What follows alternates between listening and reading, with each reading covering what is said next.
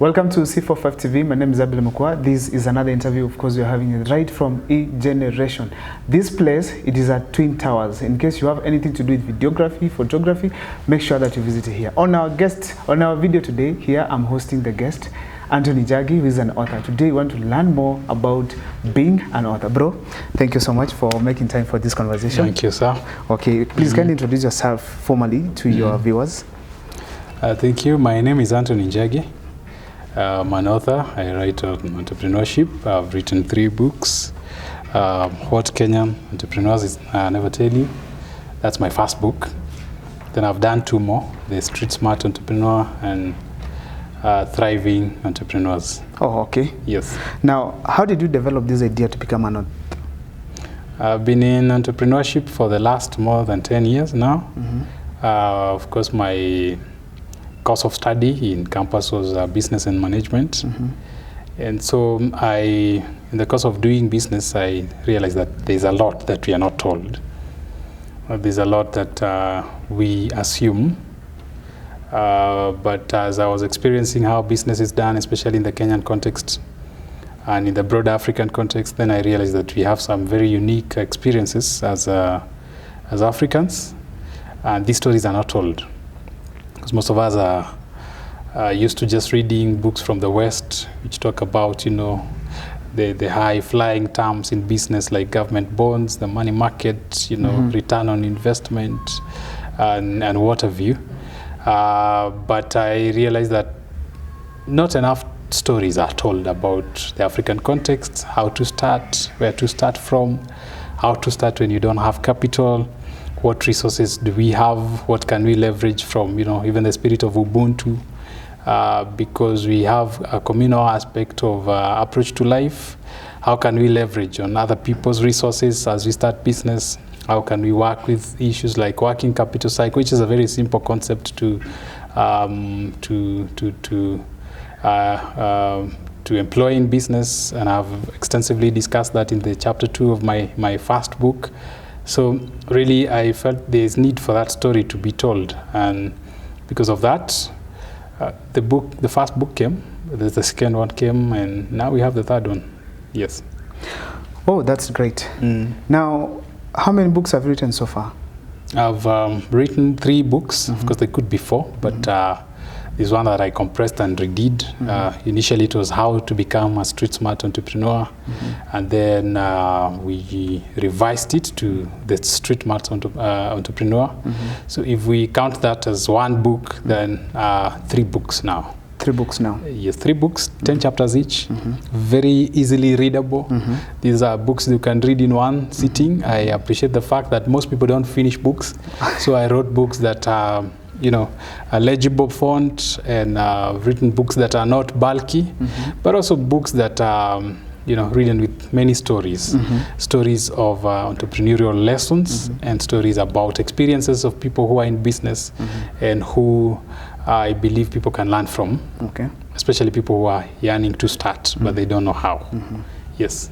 Now, for example, you've carried 1 book here. Yes. This is the What Kenyan Entrepreneurs Never Tell You. Yes. Now, do your books have different themes, or it's all about business and finance? My 3 books have a running theme, which is entrepreneurship.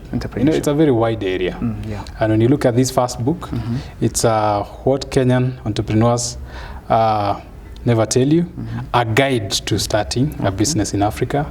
When you look at the second book, which is The Street Smart Entrepreneur, it's about how to scale up.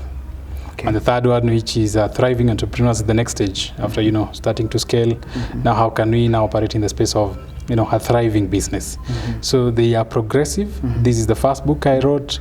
This is most ideal for a person who is yet to start a business. And a person who is, having the fundamental questions like, how do I raise capital?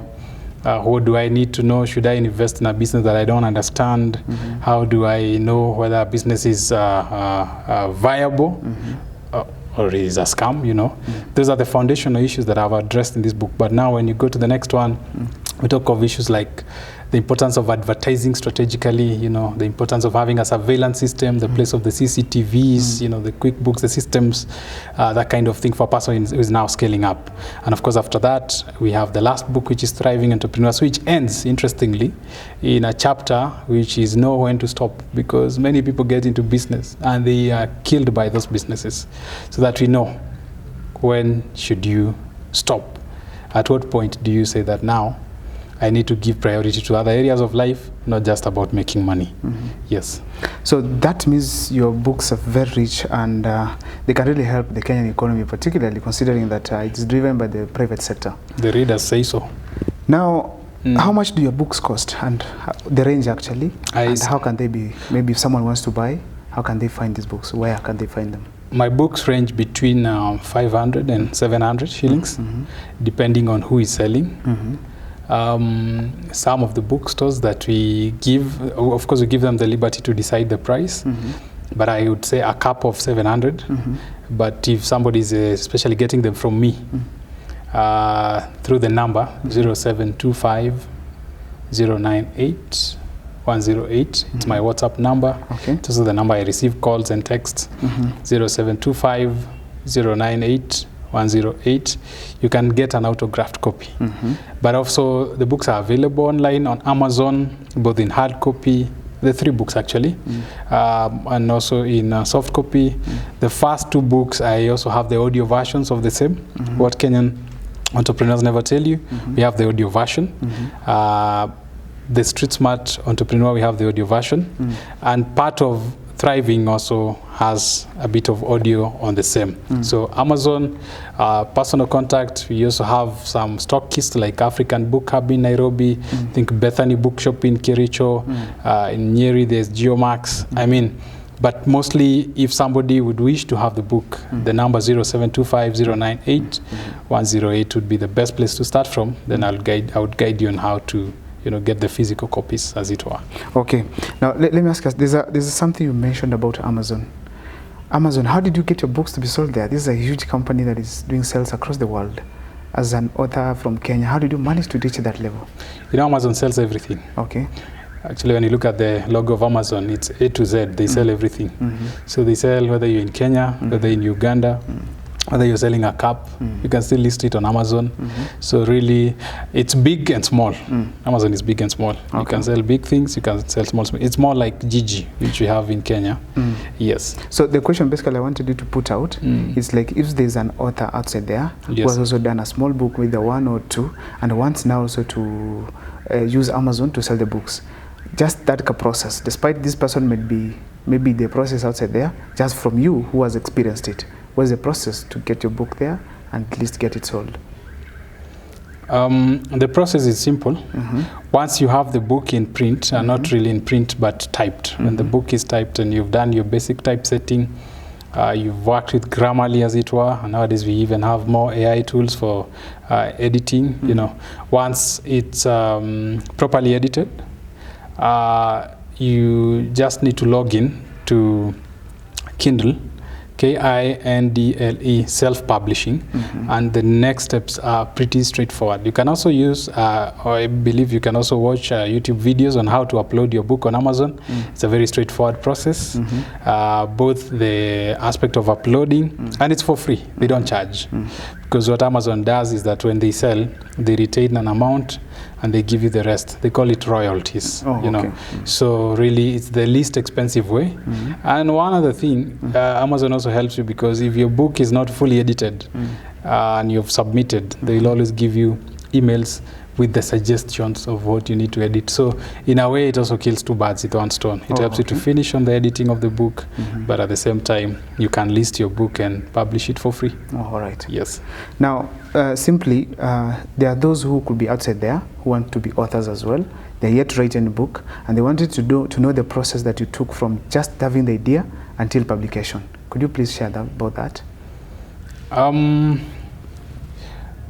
Many people have books in their minds especially, but until you start putting pen to paper, that's where it starts.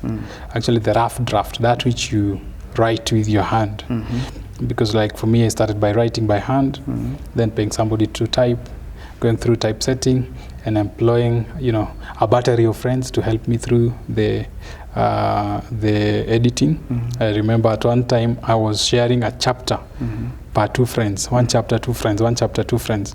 And when you look at this book, you realize that I've actually acknowledged 23 people by name who helped me in the editorial process. Because, they say if you want to eat an elephant, you cut him into pieces. So you do your full book, cut it into pieces, share with friends, let them give you feedback on the editorial issues, but also in terms of, is it flowing? And after that, then you can join all the pieces together, start with Amazon. After you have, Amazon helps you with the editing bits, then you can now think of publishing the hard copies locally. That is where now you will now start sending, spending your money, as it were. I've not heard you mention any regulation that you should maybe register with. Yes, of course. When you are now in the last stage, which is the publication stage, the publisher himself should be able to guide you through getting your unique ISBN number. Every book has a unique ISBN. This number is unique to this book. They deposit also 2 copies with the Kenya National Library Services. And for that, they'll probably charge you around 3,000 for the registration of, the ISBN, and also some little cash for the QR code. QR code, because QR code is also very important, especially if you want your book to be stocked in supermarkets, in bookshops. But those costs are not so much. They wouldn't go beyond 5K. And if you have an in-house designer, or you can design by yourself, you can design for yourself, then you realize that most costs are kept on the minimum. But really, on the part of regulation, is that the publisher should be able to get you an ISBN number, a QR code, and also deposit 2 copies with the Kenya National Library Services. Okay, yes, that's a good process. Now, just to finish up, what are some of the challenges you experienced as an author that anybody who wants to become an author should take care of? One of the challenges, of course, is postponing, procrastination. And they say procrastination is the fertilizer that makes difficulties grow. So that aspect of feeling like I should start it, but not today. It's not yet the convenient time. I don't have all the resources. I don't have enough money to, publish. Start from where you are. That has always been my rallying call. Just start, with the handwritten, go to the typed one. Progressively, you will be moving. But if you wait until you have all the resources, then you may never publish a book. Okay. Yes. Now we are winding up. Kindly, your last few words, there's your camera, to the few authors outside there who are starting, or those who are intending to begin. Let's keep writing. The world is not saturated yet. Let's keep writing. Your story is unique. What you can write, nobody else can. Nobody else can tell your story the way you can. So in whatever field you are in, don't think that your story is too insignificant to be written. Let's keep writing. Yes. Thank you, Antony. Thank you so much for watching C45 TV. Kindly make sure that you subscribe, like, and comment, because that's the best support you can always give this channel. Ulishukua umeshakata?